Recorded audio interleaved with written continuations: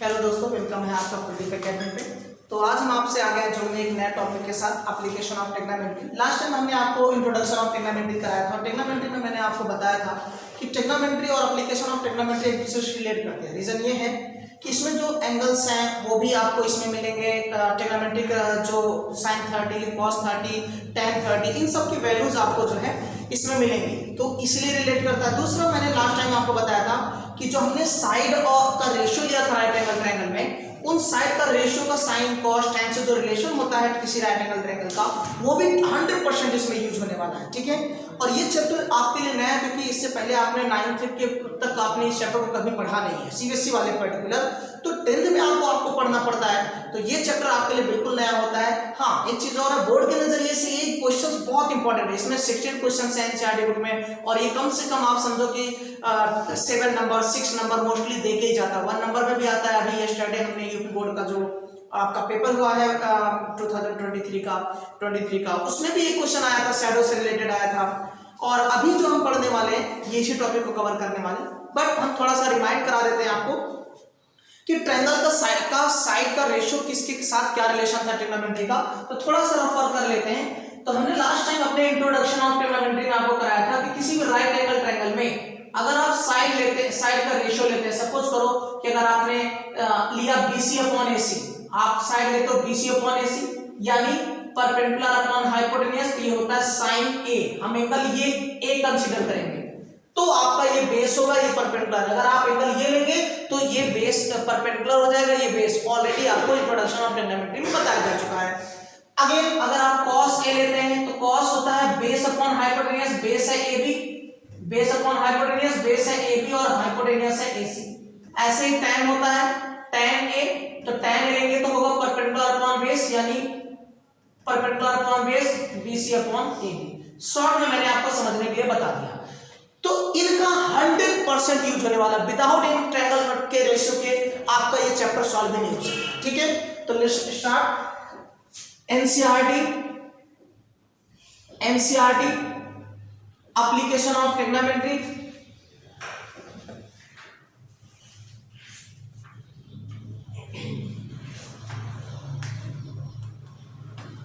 Metric, ठीक है, chapter है आपका ये 9, चैप्टर है 9।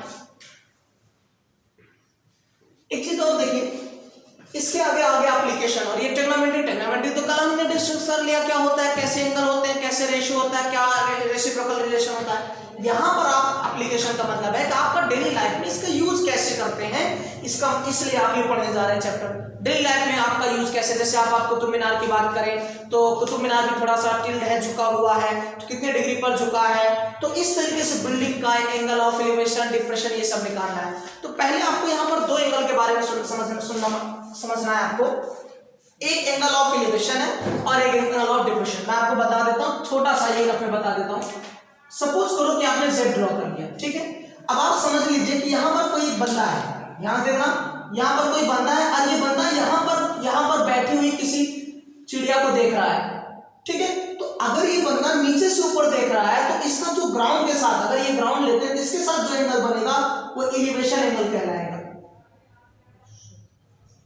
यानी बॉटम से टॉप की तरफ देखना। जैसे मैं यहाँ खड़ा हूँ, मैं अपने कमरे के किसी कॉर्नर को देखता हूँ, कमरे के कॉर्नर को, तो मैं नीचे से ऊपर की तरफ देख रहा हूँ, तो हमारा जो बेस के साथ एंगल बनेगा वो आपका बन जाएगा एलिवेशन। इसका अपोजिट कि कोई बंदा यहाँ टॉप पर खड़ा है और वो पहले तो यहाँ से यहाँ देख रहा था, अब वो बंदा ऊपर से नीचे देख रहा है, तो जो एंगल बनता है वो होता है डिप्रेशन एंगल।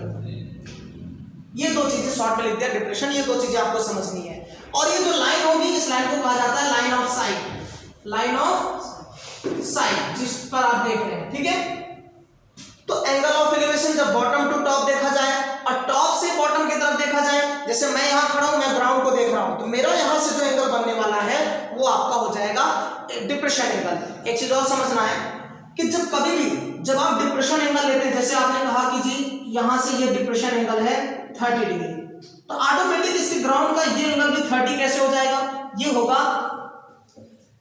प्रॉपर्टी से, अल्टरनेट इंटीरियर एंगल प्रॉपर्टी से। वो समझ लीजिए क्लास 9 और 8 में आप पढ़ते हैं, अगर कोई 2 पैरेलल लाइन हो और उनको एक कोई ट्रांसवर्सल लाइन इंटरसेक्ट करे, तो ये एंगल और ये एंगल आपस में इक्वल होते हैं, इन प्रॉपर्टी को कहा जाता है अल्टरनेट इंटीरियर एंगल।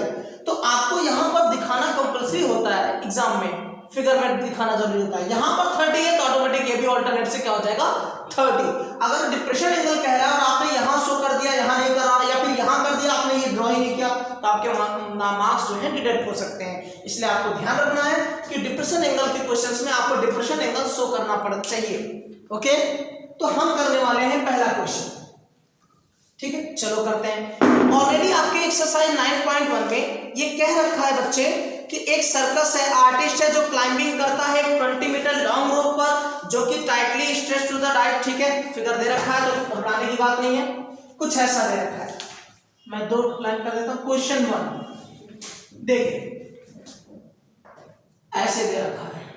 ठीक है, ये लेंथ दे रखी है 20 मीटर और यहां से ग्राउंड के साथ जो एंगल बना रहा है 30 डिग्री। आपका ट्रायंगल का नेम है ABC, ये 90 डिग्री ABC।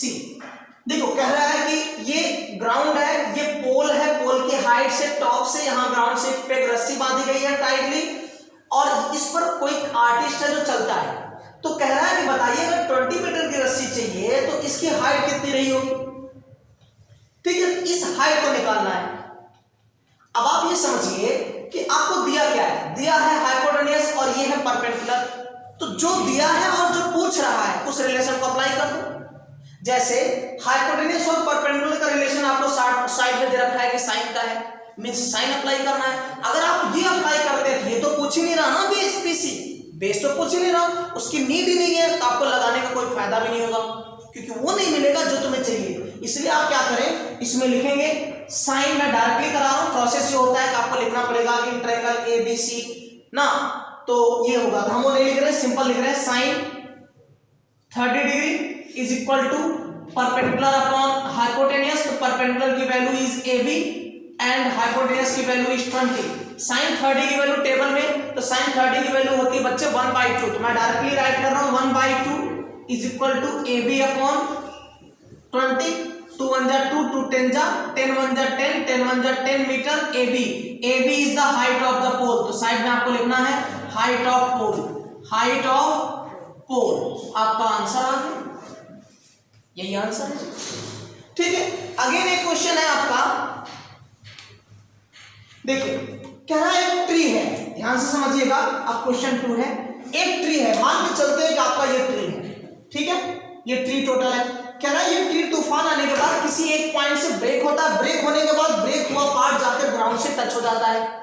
तो इसका कैसे बनता है, पहले सपोज करते हैं ये पूरा ट्री है, ट्री का ब्रेक पॉइंट मान लेते हैं B, यहां से ब्रेक होता है, तो ये ब्रेक वाला पार्ट जाकर ग्राउंड से टच होता है, तो यहां आके टच हो गया, ये आपका ग्राउंड है।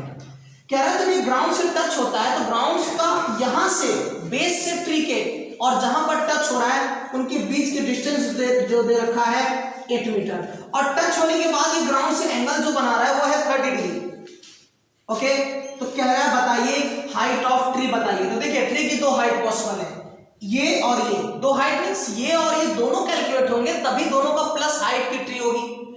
इसलिए आपको ये भी निकालना है। तो मान लेते हैं स्मॉल h, अच्छा AC लेते हैं, ये 90 डिग्री, और ये कैपिटल H। आपको ये भी कैलकुलेट करना है, ये भी कैलकुलेट करना है। अब आप सुनिएगा, मैंने अभी थोड़ी देर पहले कहा जो दिया है वैल्यू और जो पूछ रहा है। देखिए आपको दिया है हाइट, परपेंडिकुलर और बेस, तो चेक कर लीजिए परपेंडिकुलर और बेस किसका रिलेशन होता है, tan का। तो आप इसमें यूज कर सकते हैं पहला रिलेशन tan C। अब यहां पर C है तो tan C, या फिर tan 30 degree, 30 degree perpendicular upon base means h upon 8 metre. tan 30 की value 1/√3 is equal h upon 8 इस साइड आ जाएगा, तो 8 1 जा 8/√3 मीटर ये हाइट आई।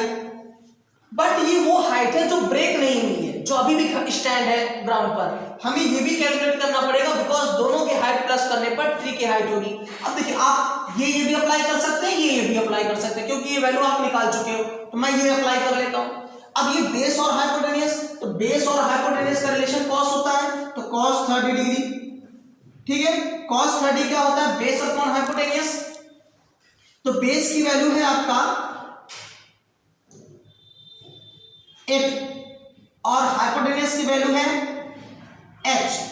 cos 30 होता है √3/2, इधर 8 अपॉन h, तो क्रॉस कर दीजिए, देखो √3h और ये हो गया 16, तो कैपिटल एच की वैल्यू आ गई 16/√3। ठीक है, यहां आ जाइए मीटर। अब आप लिखे height of tree, height of tree capital H plus small H. Capital H की वैल्यू है आपके पास 16/√3 प्लस इसकी वैल्यू है, स्मॉल एच की वैल्यू है 8/√3। आप एलसीएम लीजिए √3, ये दोनों ऊपर डायरेक्टली ऐड हो जाएंगे 24, लेकिन आपको आंसर मैच करना है तो आप रेशनलाइज कर दीजिए। रेशनलाइज के लिए √3 और √3 से ऊपर नीचे डिनोमिनेटर में मल्टीप्लाई, तो कितना हो गया 24√3 divide by 3, cut cancel out 8, तो आ गया 8√3 metre. It will be the height of tree. Okay, तो आप इसे नोट कर सकते हैं या स्क्रीनशॉट ले सकते हैं। 1 मिनट में फिर हम दूसरा क्वेश्चन करते हैं।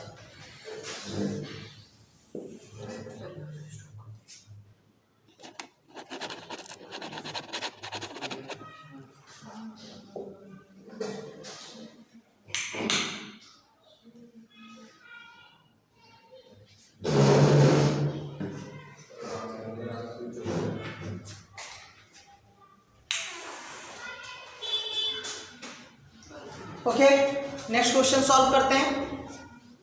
इधर भी कर लेते हैं। क्वेश्चन नंबर 3 कह रहा है कॉन्ट्रैक्टर है, वो कॉन्ट्रैक्टर जो है आपको दो तरीके के स्लाइड बना रहे हैं, और एक छोटे बच्चों के लिए और एक जो है बड़े बच्चों के लिए। ठीक है, तो ये कह रहे हैं कि अगर कॉन्ट्रैक्टर है, क्वेश्चन नंबर 3, कॉन्ट्रैक्टर ने क्या किया, स्लाइड बनाई। सपोज करो जो फर्स्ट स्लाइड बनाई है वो कह रहे हैं कि स्लाइड का जो है हाइट जो है 1.5 मीटर है। छोटे बच्चों के लिए हाइट उन्होंने 1.5 लिया। स्लाइड वही है जो पार्क और में होता है, बच्चे स्लाइड करते हैं, स्लाइडिंग। और इसका स्लाइड की लेंथ पूछ रहा है आपसे, स्लाइड की लेंथ पूछ रहा है, लेकिन इसका एंगल जो स्लाइड का है वो ग्राउंड के साथ 30 डिग्री है। तो आसान है, सिमिलरली क्वेश्चन 1 की तरह आप देखिए जरा, आप ए बी सी ले लीजिए, बी पर 90 होगा। अब अगेन आपको चाहिए क्या, ये चाहिए, ये ट्रायंगल के अकॉर्डिंग क्या है, हाइपोटेन्यूस है, और ये क्या है आपका परपेंडिकुलर है। हाइपोटेन्यूस और परपेंडिकुलर का रिलेशन होता है साइन का, तो आप क्या यूज करेंगे, sine 30 degree is equal to perpendicular is 1.5 and hypotenuse is AC। Sine 30 की value 1/2 1.5/AC, cross multiply AC बन जाए AC and 1.5 multiply 2 that will be 3। यानी छोटे बच्चों के लिए जो स्लाइड की लेंथ चाहिए वो चाहिए जी 3 मीटर। अगेन सिमिलरली आपसे कह रहा है बड़े बच्चों के लिए इसकी हाइट दे रखा है 3 मीटर। ओके, ग्राउंड के साथ इसका एंगल कितना है 60 डिग्री। तो अगेन आप यूज कर लीजिए PQR लीजिए, ले सकते हैं ट्रायंगल का नाम, तो tan 60 डिग्री।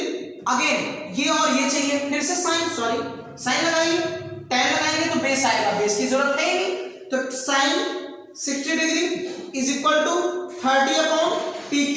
नाउ sin 60 की वैल्यू 3 है, 1/PQ। PQ बन जा, PQ क्रॉस मल्टीप्लाई से कहते हैं, जब आप ऐसे क्रॉस ऐसे और ऐसे करते हैं क्रॉस मल्टीप्लाई।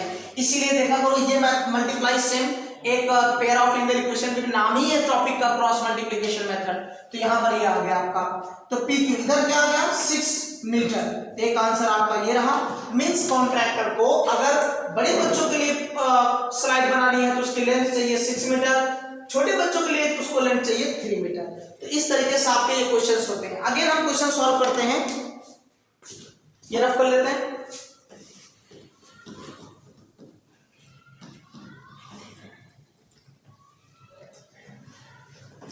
ओके, अब हम क्वेश्चन करने वाले हैं 4।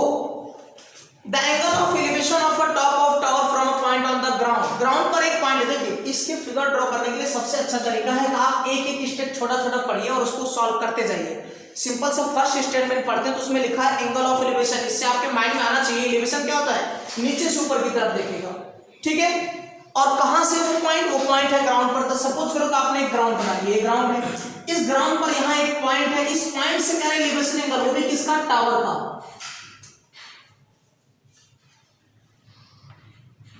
टावर का यहां से यहां इस पॉइंट, ये ग्राउंड है, ग्राउंड से पॉइंट लिया, इस पॉइंट से इस टावर का एंगल ऑफ एलिवेशन क्या है 30 डिग्री है, और ये जो पॉइंट है वो जो है ग्राउंड से कितना metre away from the foot, इस टावर के फुट से इस पॉइंट की डिस्टेंस है 30 मीटर।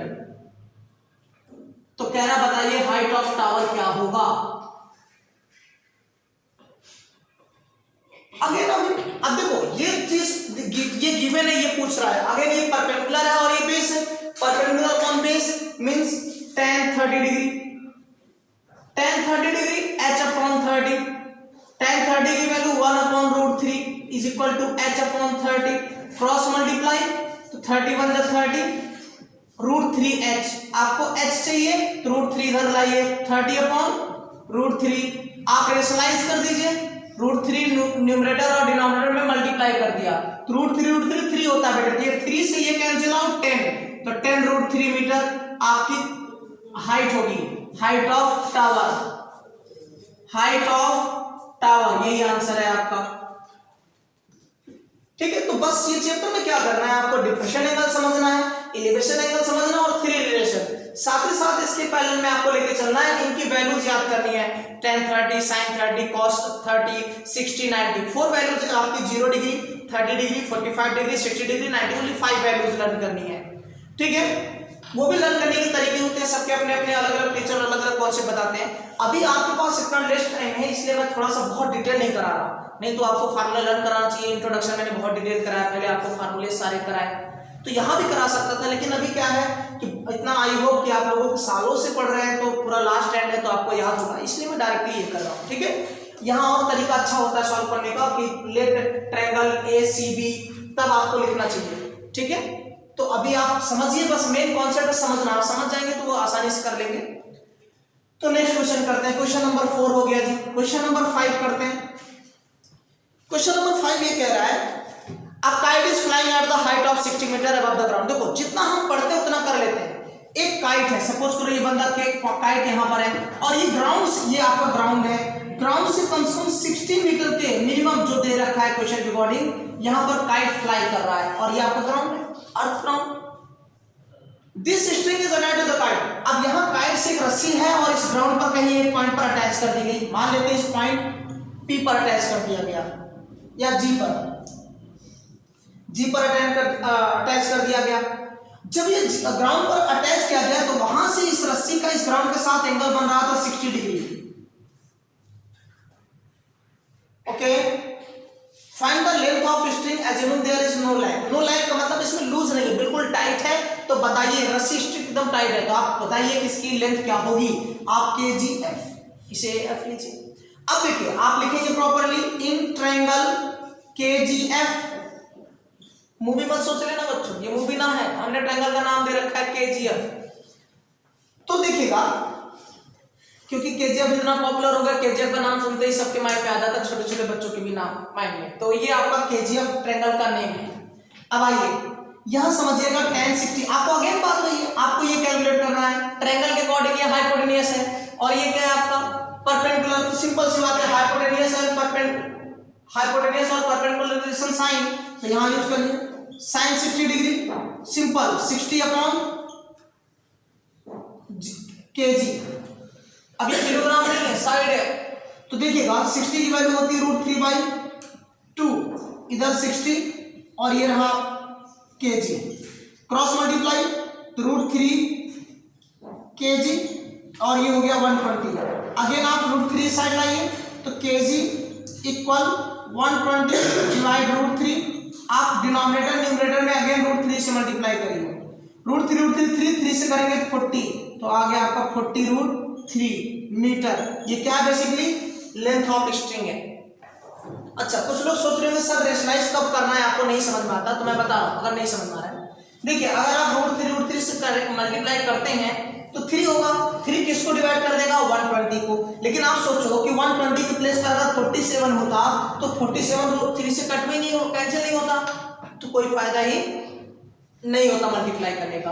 तो ये आपको क्लियर होना चाहिए कि रेशनलाइजेशन तभी करो जब ऊपर कोई वैल्यू आपकी जो है रिड्यूस हो रही हो, अगर वैल्यू रिड्यूस नहीं हो रही है तो आपको रेशनलाइज करने का फायदा भी नहीं होगा, तब आप डेसिमल में वैल्यू निकाल सकते हैं।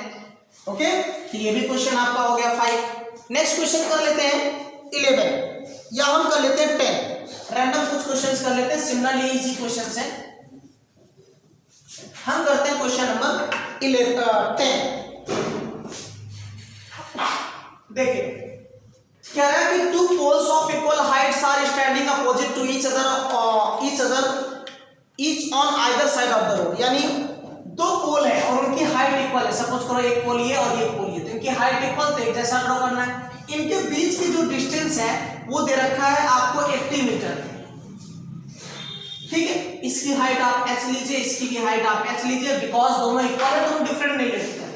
अब इस रोड के बीच में बेसिकली एक पॉइंट है, बीच में मतलब कहीं पर, ऐसा नहीं कि उसका बीच पॉइंट लेंगे 40-40, ऐसा नहीं लेंगे, कहीं पर पॉइंट है। यहां से इसका एंगल ऑफ एलिवेशन और यहां से एंगल ऑफ एलिवेशन बेसिकली इनका जो दे रखा है वो है 30 एंड 60 एंड 30, ये 60 डिग्री। अब आपसे कह रहा है हाइट बताइए। अब देखो अगर ये टोटल डिस्टेंस आपके 80 है तो यहां से अगर ये डिस्टेंस आप अगर x सेलेक्ट करते हैं तो ये डिस्टेंस क्या हो जाएगी 80 माइनस x, ठीक है। अब आपके पास दो ट्रायंगल है A B, ये रहा C, ये रहा D और ये रहा E। तो पहले हम फर्स्टली आप इस ट्रायंगल में देखिए, आपके पास h और ये बेस, तो दे देंगे tan 60 degree is equal to h upon x। tan 60 की वैल्यू √3, इसको इधर लाइए √3x होगा और इधर x कंडीशन 1, एक रिलेशन आ गया।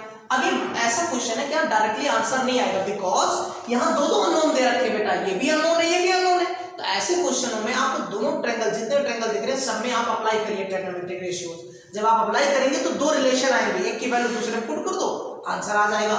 इन सब क्वेश्चनों में क्या था कि बिल्कुल डायरेक्टली इजी था, एक दो अननोन में से एक नोन दिया है तो आपकी डायरेक्ट वैल्यू आ गई, इसमें नहीं आएगा। तो देखिएगा जरा, अब इसमें अप्लाई करिए, tan 30 degree is equal to h upon 80 minus x,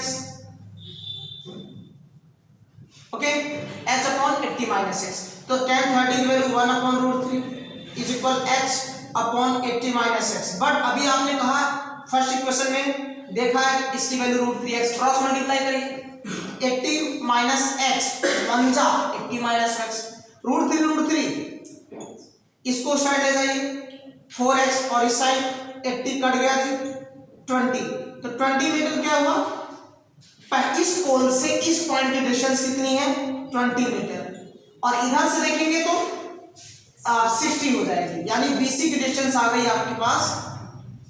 ये जो रोड के बीच में पॉइंट है इसका इस पोल से डिस्टेंस 20 है, इस पोल से डिस्टेंस देखेंगे तो 60 हो जाएगा।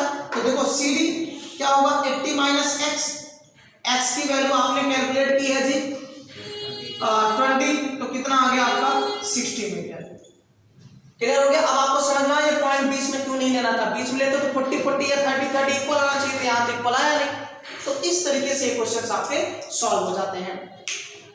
क्वेश्चन नंबर बात कर लेते हैं, ज्यादातर लोगों को 16 और 15 बहुत इंपॉर्टेंट क्वेश्चन है, वो अभी हाल ही के पेपर में भी आया है ऐसे क्वेश्चंस, तो आप क्या करें 15 जरूर कर लीजिएगा, ओके। अगर डाउट हो उसमें नहीं आपसे सॉल्व होता तो आप कमेंट में बता सकते हैं, आपको दोबारा वो क्वेश्चन दोबारा क्या फर्स्ट टाइम कराएंगे आपके लिए। तो अब आते हैं क्वेश्चन नंबर 16। हाँ, जो बच्चे इसको देख रहे हैं उसमें एक इंप्रूवमेंट और कर सकते हैं आप, जहां पर दे रखा है मैं 2 क्वेश्चन कराता हूं तब आपको क्लियर होगा, रुक जाइए। उसी को कैसे चेंज करेंगे, उसमें 2 तरीके से क्वेश्चन पूछ सकता है, दोनों पार्ट इंपॉर्टेंट है। देखिए पहले तो आपको समझना है कि कंप्लीमेंट्री एंगल क्या होते हैं और सप्लीमेंट्री एंगल क्या होते हैं, दोनों समझ लीजिए। कंप्लीमेंट्री एंगल वो होते हैं ऐसे दो एंगल जिनका सम 180 हो। समझने के लिए अगर ये आपका 90 डिग्री है, आपने इसके 2 हिस्से कर दिए, पहले इस एंगल को ले लिया A, दूसरे एंगल को B। अब आप A और B को ऐड करेंगे तो 90 से ग्रेटर नहीं होगा, 90 रहेगा ना, तो ये दोनों एंगल आपके कहलाएंगे कंप्लीमेंट्री, ठीक है। अब सप्लीमेंट्री क्या होता है, ऐसे दो एंगल जिनका सम कितना हो जाता है 180, तो those 2 angles their sum is 180 is known as supplementary, okay, ये क्लियर। तो देखिए क्वेश्चन नंबर 16 में क्या कह रहा है, कह रहा है कि एक कुछ इस तरीके से एक टावर या किसी 2 पॉइंट से एंगल ऑफ एलिवेशन जो है दोनों आपस में सप्लीमेंट्री है। अगर आप एक थीटा लेते हैं तो दूसरा क्या होगा 90 माइनस थीटा हो जाएगा, सिंपल सी बात है भाई। अगर 2 लोगों की वैल्यू मिलकर के 90 है और एक वैल्यू 50 है तो दूसरी वैल्यू कितनी होगी 90 माइनस 50। तो अगर एक वैल्यू थीटा है तो दूसरी वैल्यू 90 माइनस थीटा।